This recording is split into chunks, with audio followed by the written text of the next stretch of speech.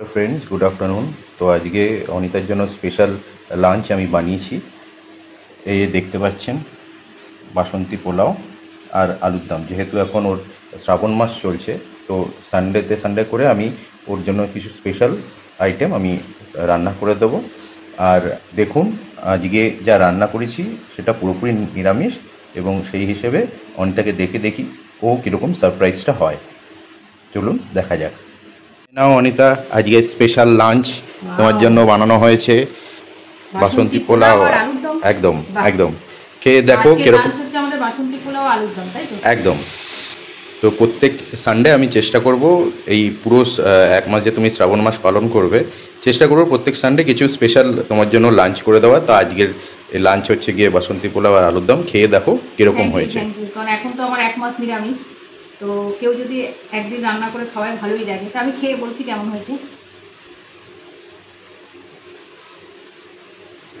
নুন মিষ্টি একদম ঠিক, আর আমরা তো একটু মিষ্টিটা কম খাই।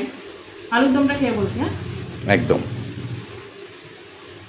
আলুর দমটাও খুব ভালো হয়েছে। ওভারঅল 100-এ 100।